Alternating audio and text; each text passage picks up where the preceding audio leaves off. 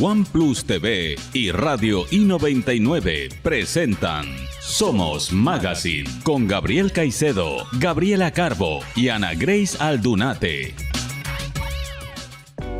Buenas tardes, amigos televidentes. Estamos en este programa especial de educación en Somos Magazine a través de OnePlus TV y Radio I99 98.9 FM.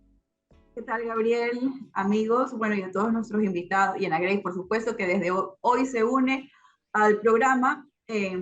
Jimena, nuestra invitada, junto con otros también invitados especiales que tenemos el día de hoy para tratar el tema de educación, sobre todo cómo se maneja y cómo es la situación de la educación en nuestro país. Nuestros invitados realmente son o pertenecen a universidades prestigiosas de la ciudad y podremos revisar un poco el tema.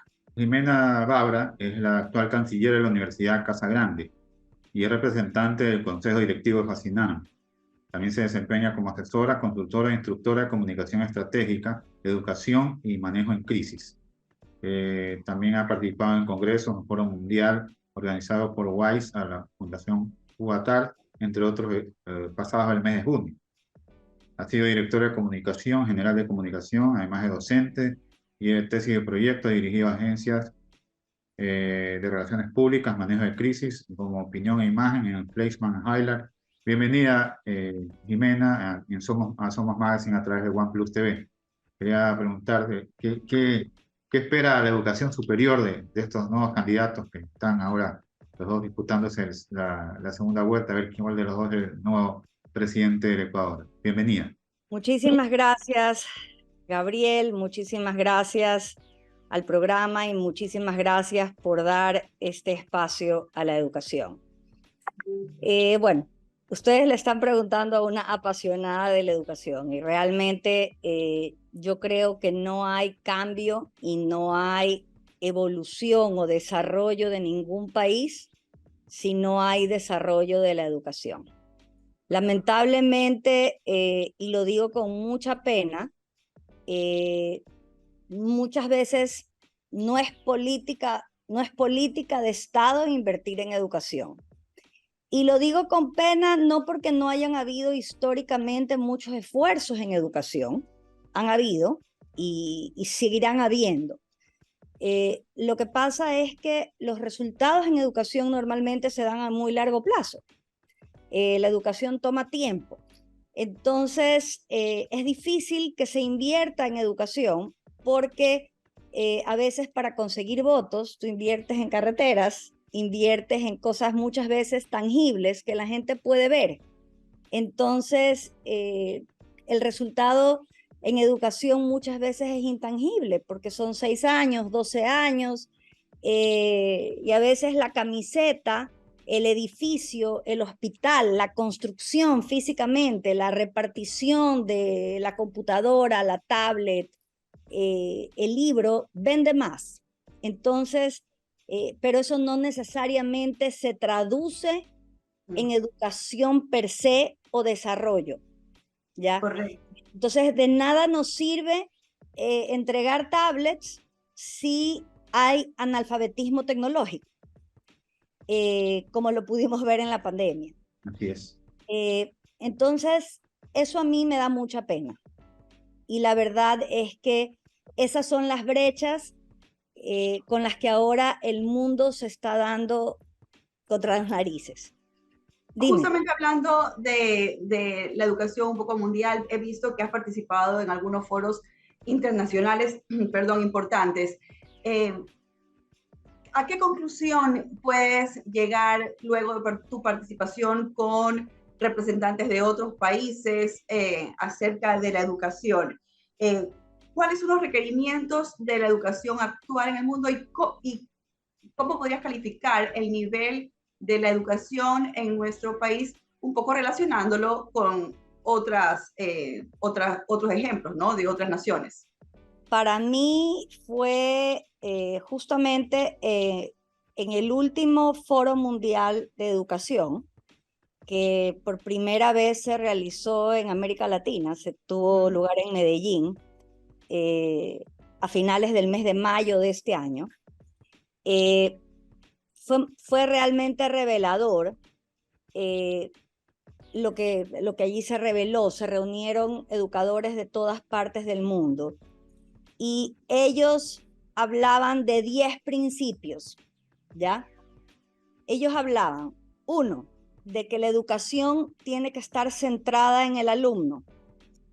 2, que tiene que ser un ecosistema colaborativo y abierto. 3, que tiene que estar la organización tiene que estar informada por los datos, ¿ya?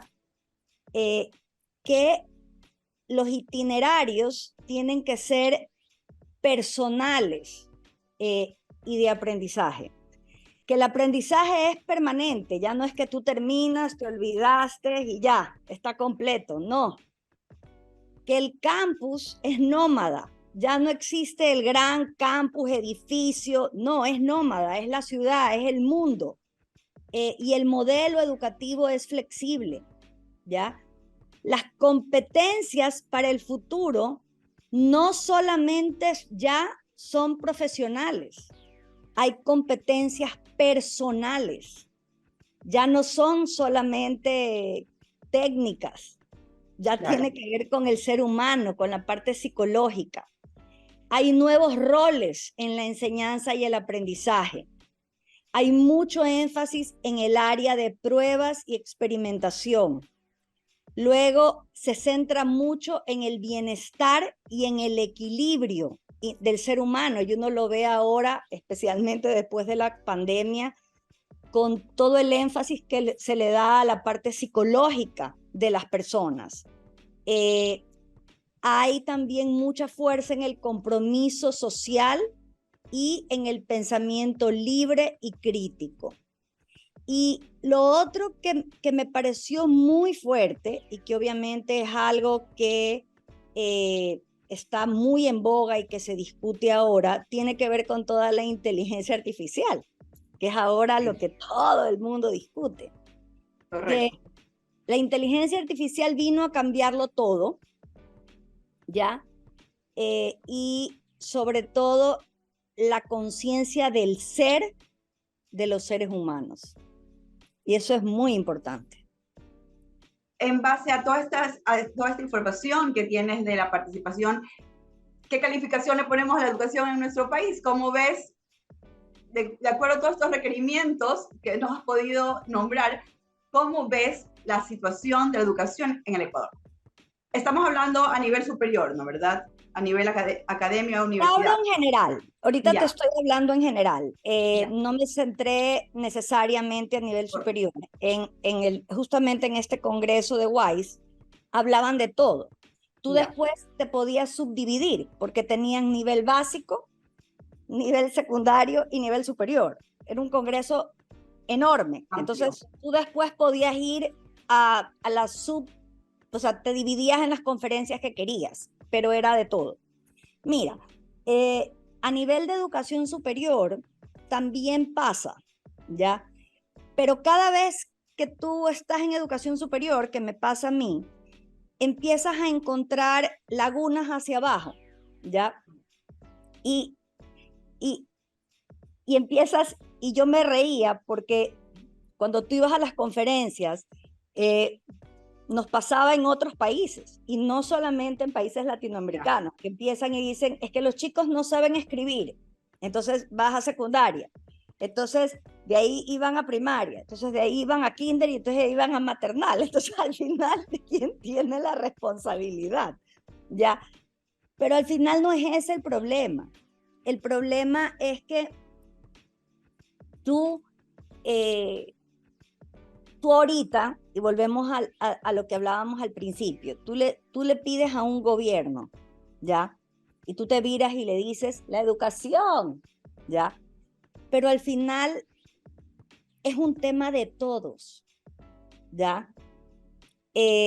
Nosotros no podemos solamente mirar al gobierno, y lo digo desde Jimena. Sí, definitivamente hay una ley orgánica de educación superior, como es una LOE que tenemos aquí, que nos tiene atada de manos, ¿ya? el presidente Lazo, la primera ley que propuso cambiar cuando llegó al poder fue la ley de educación, si ustedes se recuerdan. Y por supuesto no pasó, por supuesto, ¿ya? Como no pasó ninguna. Pero en el fondo, el problema es que hay una sola ley unificada para todos, ¿ya? Y aunque pareciera lógico, todos iguales, no es igual una universidad del ejército que una universidad politécnica, que una universidad de ciencias sociales. No.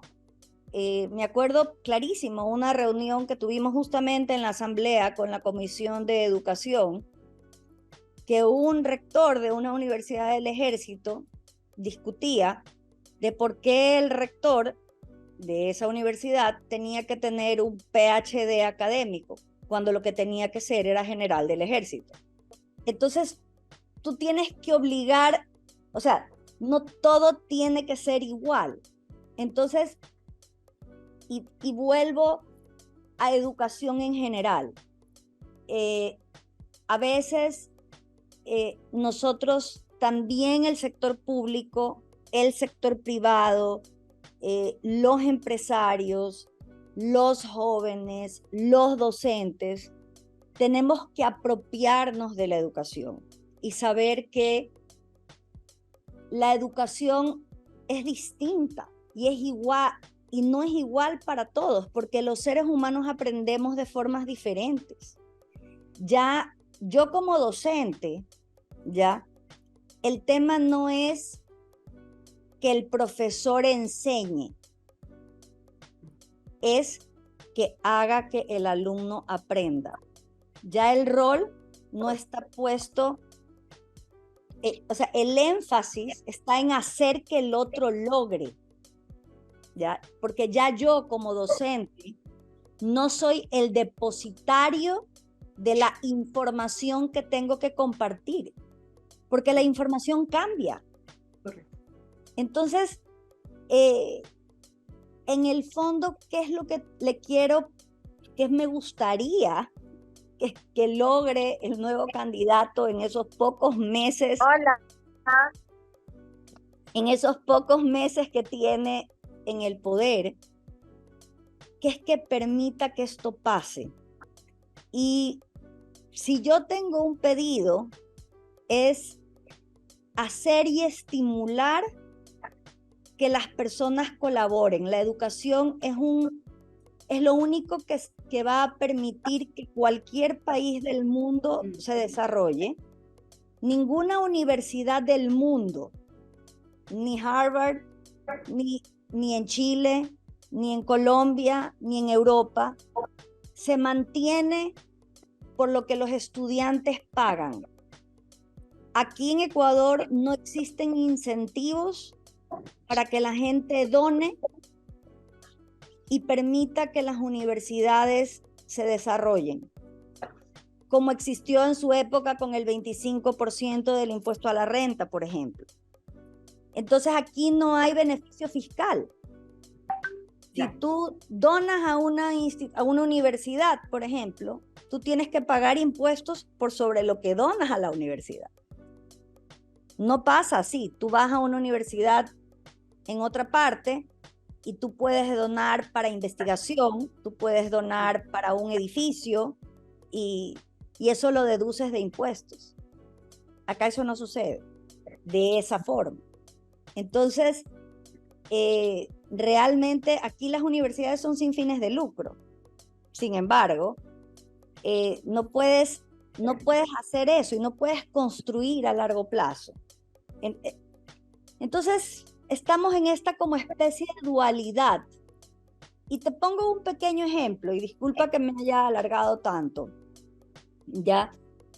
Pero y ahorita sí te estoy hablando de profesores fiscales de primaria, secundaria.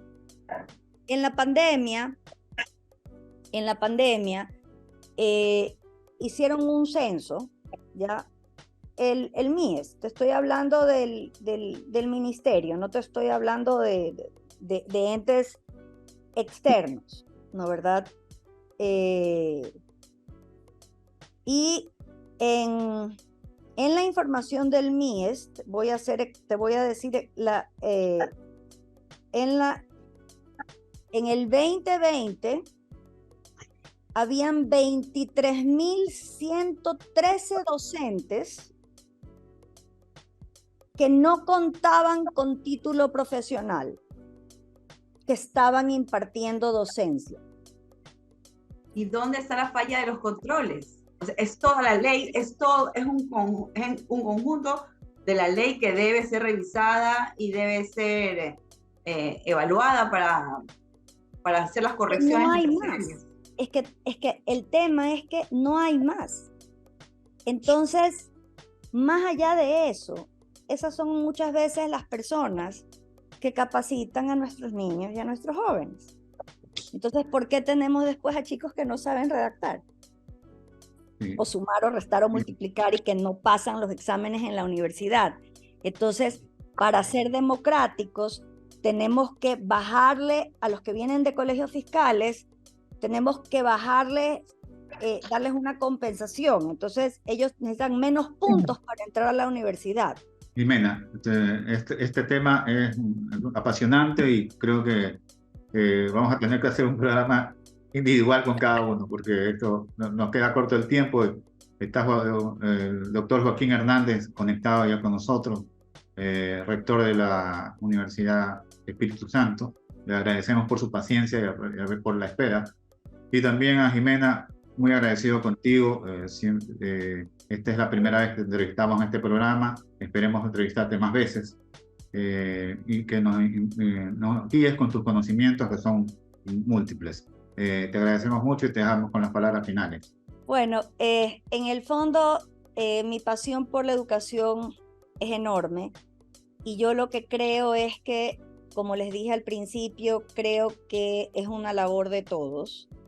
Creo que todos debemos de ponernos la camiseta y tenemos que saber que en el caso de los nuevos dignatarios, quien sea que salga elegido, tiene que asumir que no va a haber desarrollo del país si no hay realmente un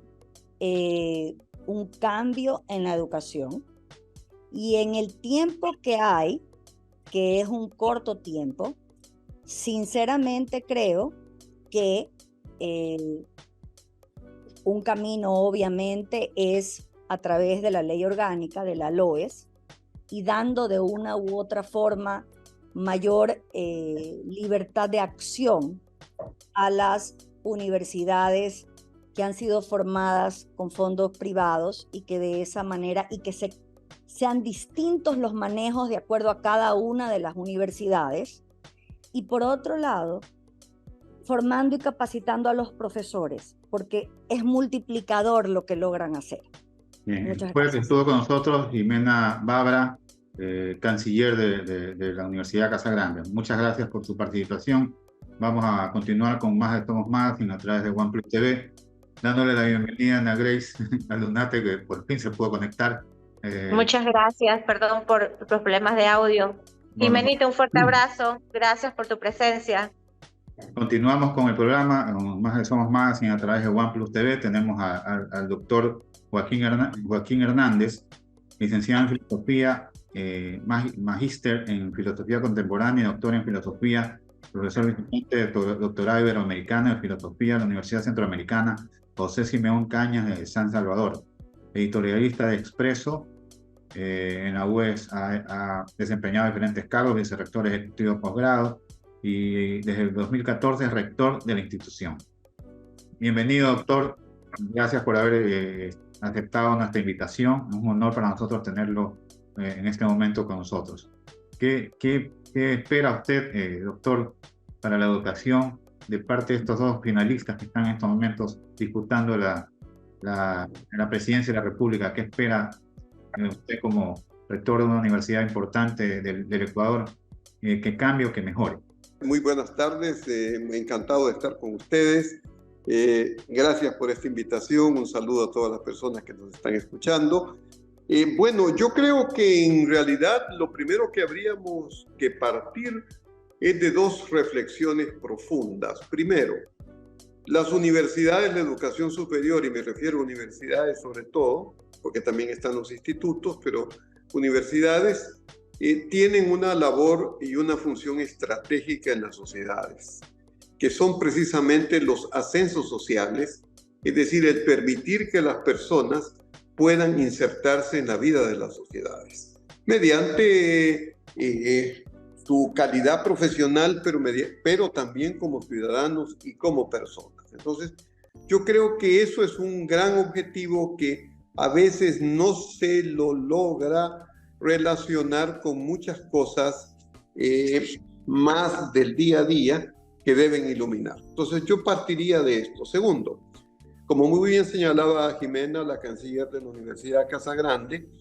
en este momento el mundo está compuesto por una diversidad de instituciones de educación superior que tienen su propia figura, su propia misión, tiene su propia visión y sus propios objetivos. Entonces, lo primero creo yo es que si estamos de acuerdo que las universidades son las instituciones encargadas, entre otras, de la movilidad social de las personas, también tenemos paralelamente que admitir que es necesario aceptar y promover la diversidad de las instituciones. No hay un modelo de universidad que deba imponerse, como pretendió la Ley de Educación Superior 2010, a todas las universidades, sino que somos diversas universidades con diferentes misiones, con diferentes visiones, y de hecho las grandes acreditadoras siempre miden a las universidades no de acuerdo a unos parámetros universales, sino que le dicen, a ver, ¿qué es lo que qué objetivos cree usted debe cumplir? ¿A qué se ha comprometido a cumplir? Y lo que le vamos a medir es que los cumpla. Es decir, que se acepte la diversidad. Entonces yo creo que esto es muy importante. ¿Por qué razón? Porque por una parte necesitamos que haya más cupos para educación superior, ¿no? Se habla de unos 100,000 estudiantes que no encuentran cupo en las universidades públicas. Yo creo que las particulares estamos haciendo un gran trabajo apoyando a la educación superior. En este momento nosotros andamos ya en un 50% de cobertura de las personas que quieren estudiar, y en ese sentido la función de las nuevas autoridades desde el Estado, del gobierno, es ayudarnos a que crezcamos más y seamos cada vez más capaces de recibir estos estudiantes y darles calidad. Entonces yo creo que esto es una de las cuestiones muy importantes en este año y medio, que más bien se entienda lo que están haciendo las universidades, se fomente la diversidad, se respete la diversidad y afrontemos los problemas que en este momento tenemos. Los problemas son cupos, pero también son problemas de calidad académica, de nuevas profesiones, de nuevos trabajos y sobre todo de ciudadanía. No podemos creer que solo con formar profesionales estamos logrando nuestros cometidos. En un país que tiene tantos problemas de inseguridad y de corrupción, los profesionales tienen que ser buenos ciudadanos y excelentes personas. Doctor, muy buenas. Bueno, lo saluda Gabriela Carbo. ¿Qué tal, Gabriela? En base a lo que usted nos dice, ¿hay un nuevo concepto del profesional que debe formar la universidad para que sea? Bueno, nos habla de que tiene que ser un buen ciudadano, de pronto ya no tan técnico, no tan solamente instruido. Muchas veces cuando vemos las empresas que buscan profesionales para trabajar, hablamos mucho o escuchamos mucho de las habilidades blandas que también deben tener las personas. Es decir, el conjunto de la preparación y de la formación profesional de los estudiantes ha cambiado? ¿Es diferente el profesional que se forma hoy en día en las universidades? De estas condiciones de profesional, ciudadano y ser humano no han variado nunca, por lo menos desde la existencia de la universidad en Occidente. Pero lo que sí ha variado son los énfasis y las necesidades y los cambios de situaciones, de contextos. Entonces, evidentemente, yo empezaba a desarrollar la idea de que muchas personas consideran que los estudiantes que salen de los colegios asisten a las universidades ya como personas formadas, a las cuales lo único que hay que hacer es embutirle, porque esa es la palabra, un montón de conocimientos profesionales, de competencias profesionales, y ya estamos listos. Y eso no es así. Quizá en la mitad del siglo pasado, cuando las ciudades eran más pequeñas, las sociedades más calmadas, todo el mundo se conocía, no había tanta diversidad y cambio en la comunicación. El hogar era el lugar, y sigue siendo, el lugar indispensable para la formación de las personas. Pero con el tiempo todo esto ha venido a cambiarse. Ya hay múltiples escenarios que reclaman la atención de los estudiantes, y la universidad tiene que prepararles tanto profesionalmente como para afrontar esos escenarios. Y por eso me parece muy interesante esa referencia que se hacía a las habilidades blandas. En las grandes empresas, las contrataciones suponen que las personas tienen capacidades profesionales. Claro. Pero eso no es suficiente. Si no tienen equilibrio emocional, si no son capaces de trabajar en equipo, si no tienen una ética, tanto a nivel general como a nivel de la empresa, si no tienen unos valores, pues es imposible hacer algo. Entonces, esa es condición indispensable que ahora más que nunca tenemos que insistir en vista de la crisis que atravesamos, porque la crisis actual no es solo una crisis de seguridad propiamente dicha, es una crisis de corrupción de todo el sistema, por el cual cuando se trata de arreglar un punto, inmediatamente se destapan 5 o 6 más. Es decir, es un cáncer que ha corroído diferentes aspectos de la sociedad. Entonces, la universidad tiene que formar para todos esos aspectos. Es decir, como personas, insisto, como ciudadanos, no son ciudadanos sin república, no son ciudadanos con república, que tienen compromisos y, por supuesto, tienen también una serie de derechos. Pero ese es el otro problema actual, que insistimos más en los derechos que en los compromisos.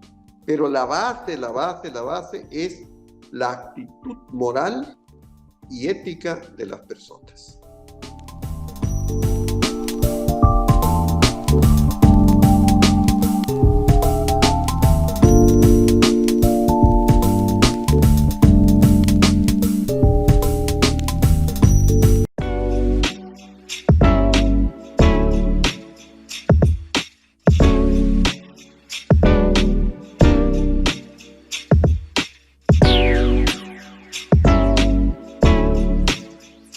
Continuamos con el programa, Somos Magazine a través de OnePlus TV. Tenemos al doctor Joaquín Hernández, licenciado en Filosofía, magíster en Filosofía Contemporánea y doctor en Filosofía, profesor visitante de doctorado iberoamericano en Filosofía de la Universidad Centroamericana José Simeón Cañas de San Salvador, editorialista de Expreso.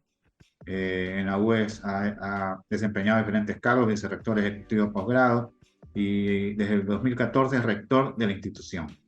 Doctor, y otro de los grandes cambios y desafíos en la educación actual con los avances tecnológicos definitivamente es la inteligencia artificial, a la que han hecho referencia tanto usted como nuestra entrevistada anterior. ¿Cómo relacionamos la educación con la inteligencia artificial? ¿Cuál es su visión de la llegada de la inteligencia artificial al mundo al mundo en general, pero que debemos relacionarlo a la educación? Bueno, mire, yo pienso que la inteligencia artificial es un recurso, es un instrumento que nosotros tenemos que apropiarnos para realmente mejorar, acrecentar todas nuestras habilidades y nuestras competencias. No creo que es un enemigo. No hay muchas cosas que pueden ser enemigos de la educación. Creo que son tan enemigos de la educación o pueden serlo la persona que copia, la persona que le hacen un trabajo pagando por ello, la persona a la que los padres de familia van al profesor a intimidarlo y a decirle que es un punto y que tiene que pasar a su hijo, etcétera, etcétera. ¿Cómo utilizar la inteligencia artificial para trabajos que no son realmente producto de una posición ética para llevar adelante y hacer un aporte a la sociedad? ¿No? Por eso digo, si yo parto de la tesis de que, de que la actitud es ahorrarme problemas, obtener resultados en el menor tiempo posible y en el menor costo, pues evidentemente puedo utilizar cualquier cosa, pero la inteligencia artificial más bien lo que hace es potenciar al ser humano, darle mayores capacidades y evidentemente evitar muchos trabajos inútiles, ¿no? ¿Por qué tenemos que hacer trabajos que ya las máquinas pueden hacer? Nosotros no tenemos por qué perder el tiempo en eso. En cuanto a la posición de los dos candidatos, volviendo a la pregunta central de este programa, ¿cómo nota usted los programas en la parte educativa de los dos candidatos finalistas? ¿O ha podido revisar? ¿Cómo ve? ¿O es mucha demagogia? ¿Qué es lo que hay ahí? A ver, yo creo que a ellos les falta, han tenido un periodo en el cual obviamente los grandes problemas que asoman en el país son la seguridad, la corrupción, el desempleo y sobre todo un sentimiento de frustración y de un grado de desconfianza enorme en la gente. Yo creo que en este periodo es muy importante bajar, precisamente yo creo que se impone un diálogo pese al corto tiempo que existe, con las universidades y a través de las universidades con los jóvenes, que forman una buena parte de los votantes que va a decidir el triunfo del uno o del otro, ¿no? Entonces yo creo que eso es sumamente importante. Yo creo que hace falta en eso más explicitación de qué es lo que ellos, cuál es su visión, qué es lo que piensan hacer con las universidades.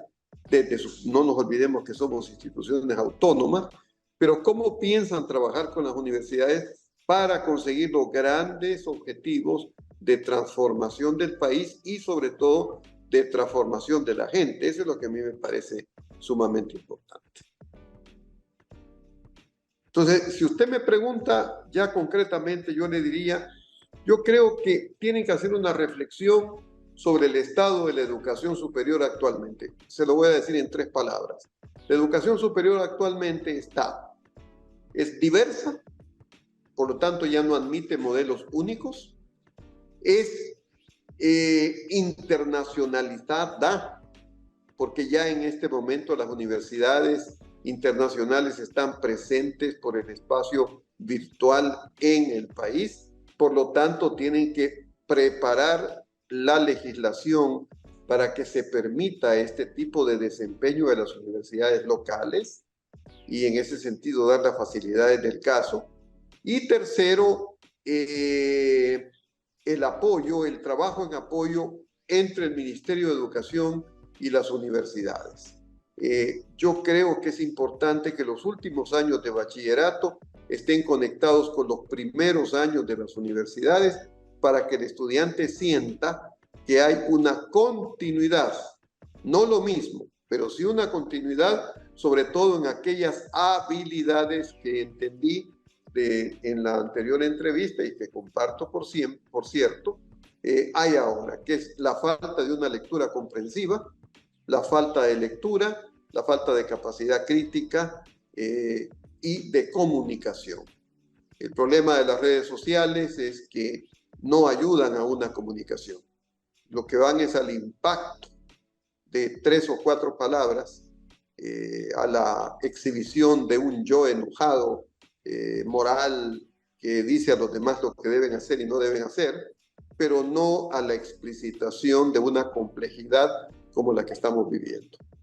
¿Cuáles son los caminos? Yo creo que hay que prepararse con expertos nacionales e internacionales para la transformación de la universidad, y eso tiene que ser con base a una reforma de la actual Ley Orgánica de Educación Superior, que si bien ha hecho cambios, ha posibilitado la agilidad de las universidades, tiene que serlo más todavía en vista del futuro que se nos viene. Hay carreras que en 5 años estarán vigentes que todavía nosotros no conocemos.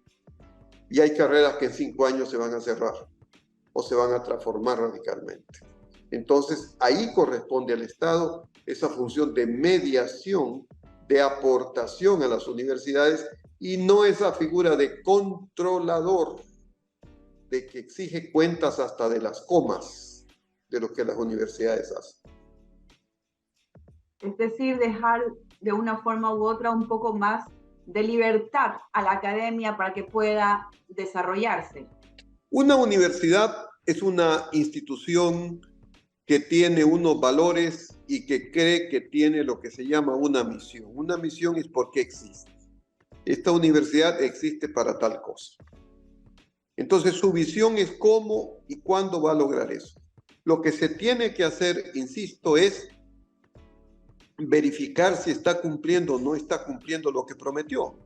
Si yo prometí que iba a correr 100 metros planos, pues lo que me tienen que ver es 100 metros planos, pero no si 200 metros planos, o que el ideal es correr 1000 metros planos, o que en Córdoba del año 1918 dijeron que eran 300 metros planos, o que si yo para recorrer los 300 metros planos tengo que ir corriendo con un montón de gente que nos vamos avivando los unos a los otros. Y eso ya es realmente, yo le diría, realmente a estas alturas sobra. El problema de las instituciones es cómo desde su misión afrontan los cambios que en este momento se vienen y están ya a nivel mundial. Y yo creo que es eso. Y viene la internacionalización. Internacionalización, yo quiero decirle, para mí significa varias cosas. En primer lugar, ofrecerle al estudiante la posibilidad de trabajar, pero también de desarrollarse como ser humano en cualquier parte del mundo, siendo capaz de insertarse en la cultura. Insisto, ese concepto de pasaporte académico, ¿no? No es el título para tenerlo colgado allí en el estudio ante la vista de las personas que van, sino es la pura movilidad. Eso significa que el estudiante tiene que tener experiencias internacionales, aunque sea de 10 días, aunque sea de 6 meses. Y también tiene que ya tener experiencia, como pedían en las universidades chilenas hace una semana en el Mercurio, de profesores internacionales que comparten cátedras sobre ese asunto. Y ya finalmente, que es lo más difícil, porque no es fácil, los títulos conjuntos. Es decir, una universidad del extranjero y una universidad local otorgan un mismo título que le permite al estudiante en un momento dado de su vida decir, bueno, yo quiero estar fuera del país 4 o 5 años para enriquecerme más, conocer otra cultura, y voy para allá. Pero tengo ya mi título válido y no necesito empezar desde el principio. Entonces yo creo que la internacionalización nos permite precisamente que la universidad adquiera ese nivel.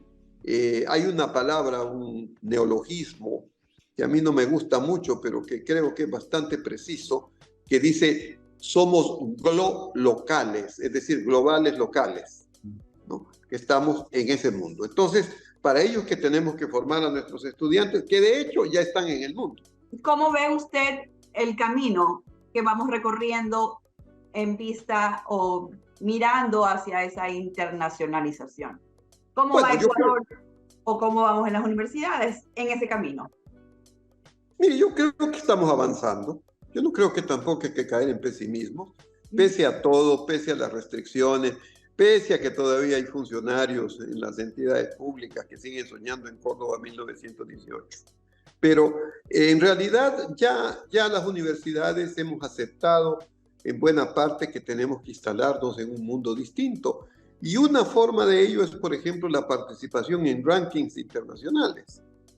Hay personas que dicen que los rankings, pues, que cómo se puede medir, etcétera, etcétera. Pero ahora hay rankings regionales incluso, que ya van más a las especificidades de la región. Por ejemplo, América Latina.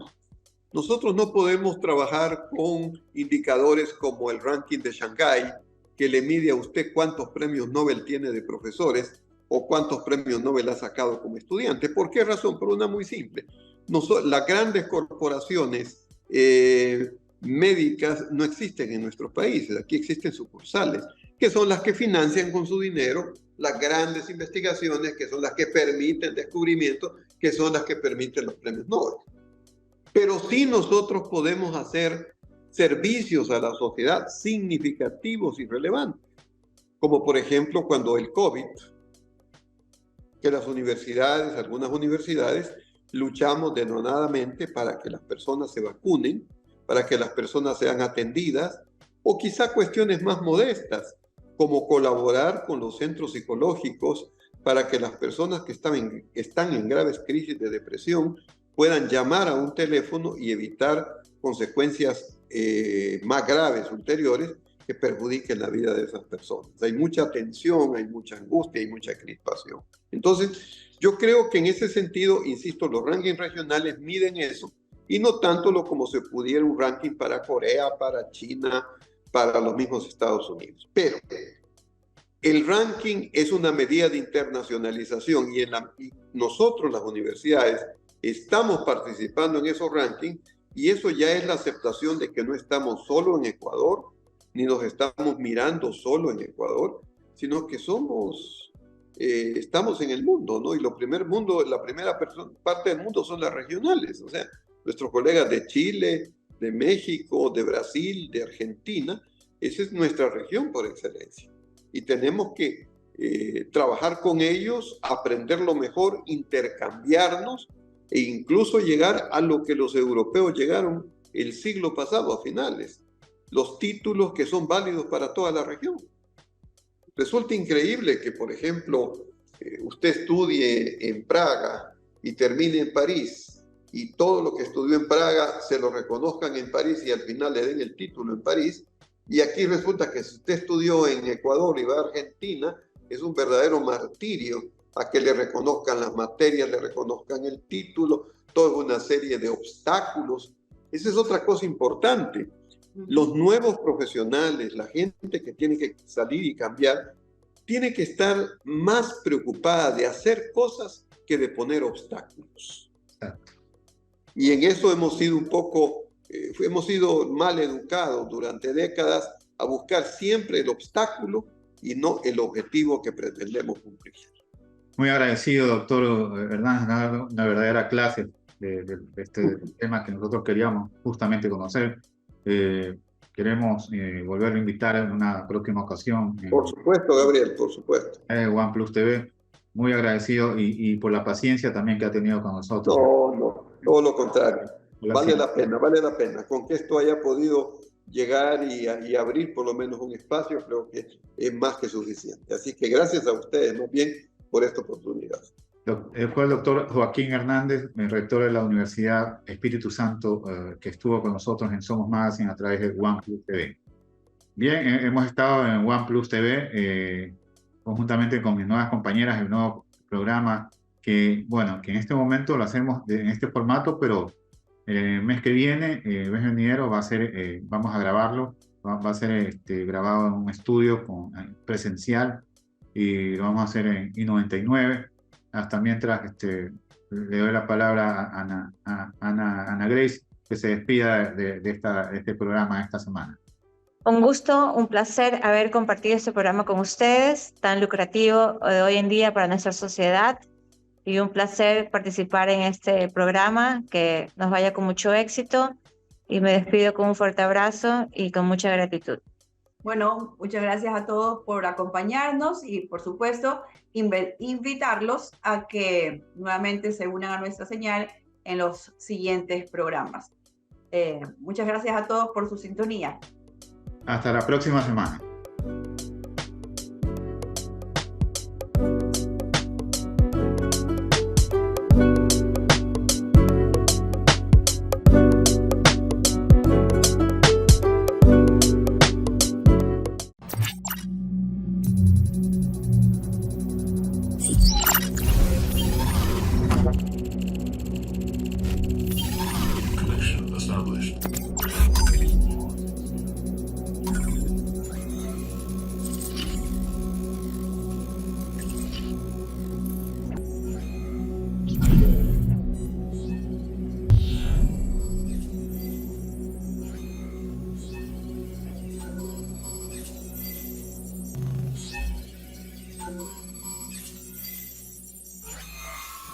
Hola, ¿cómo están? Soy Ivette Mancero, aquí para contarles que después del éxito que fue Revista Somos Impresa, el periodista Gabriel Caicedo está a punto de lanzar Revista Somos Digital, así que espérenla en todas las plataformas sociales.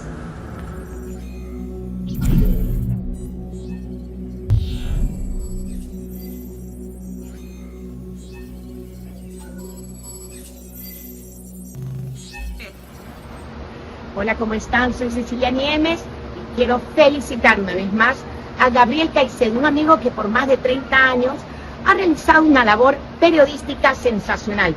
Gabriel, felicitaciones porque volvemos a tener en físico la revista Somos, donde tuve el privilegio de estar en muchos artículos en su portada. Gabriel, gracias por formar parte del mundo de la moda, de la belleza, del periodismo verdadero en Ecuador. Y por supuesto, te apoyamos en todo porque eres el número 1. Gracias.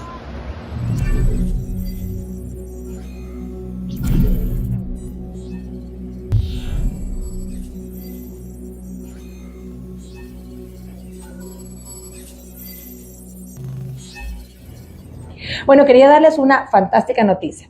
La revista Somos, que antes circulaba de manera física, de manera impresa, muy próximamente saldrá ya en las plataformas, así que queremos y estamos súper emocionados de que nuestro periodista Gabriel Caicedo, con esta fantástica trayectoria, nos siga deleitando con la información que nos entrega en Revista Somos.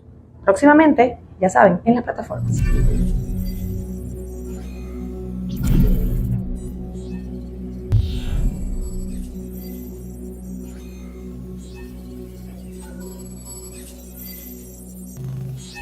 Hola, mi nombre es Fabiola Vaquerizo y para mí es un gusto poder contarles que la revista Somos, con más de 10 años de compromiso con la verdad en su versión impresa, va a tener ahora su versión digital y la van a poder encontrar en todas las plataformas sociales, así que estén atentos a este nuevo lanzamiento.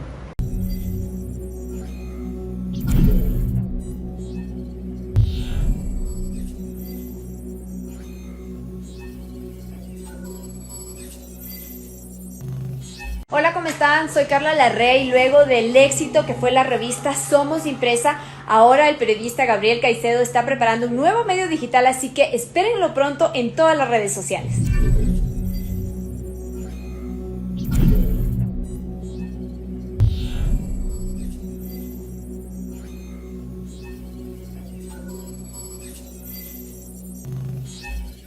Hola, ¿cómo están? Soy Milo Espinosa, diseñadora de modas y bueno, les cuento que después del éxito que fue la revista Somos, el periodista Gabriel Caicedo ha decidido cambiarla a digital, así que tienen que estar súper atentos porque esta revista va a estar como siempre increíble. Chao, chao.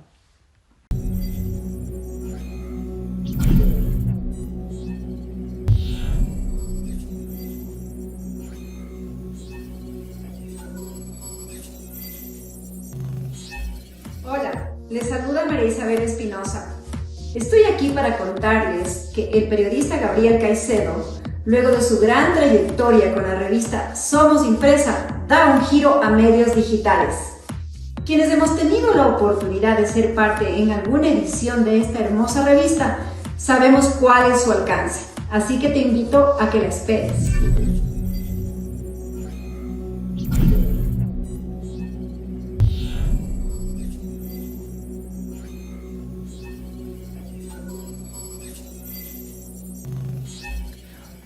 Hola, soy Ana María Serrano y quiero invitarles a quienes siguen la revista Somos, esas excelentes entrevistas, los reportajes y todo lo que nos ha venido compartiendo durante mucho tiempo. Pronto estarán en las diferentes plataformas digitales, así que pues muy atentos que ya se viene lo mejor del contenido de la revista en todas las plataformas digitales.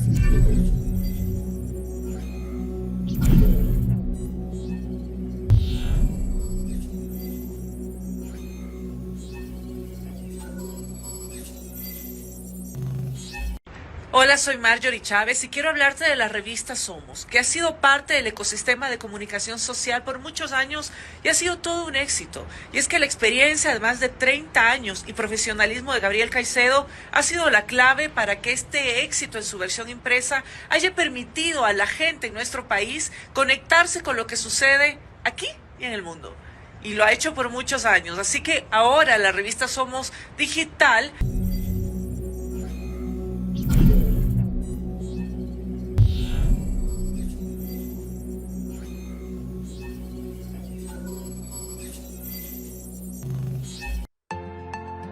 Hola, les saluda María Isabel Espinosa, les mando un fuerte abrazo. Paso por aquí para contarles que el periodista Gabriel Caicedo, luego de su gran trayectoria con la revista Somos Impresa, ahora da un giro a medios digitales. Quienes hemos tenido la oportunidad de ser parte de esta revista sabemos cuál es su alcance, así que te invito a que la esperes.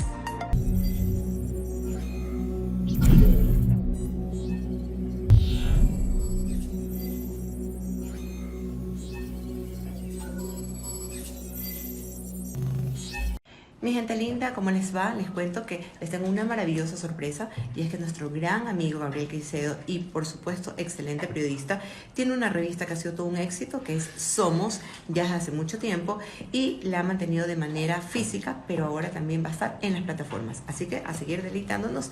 Un besito.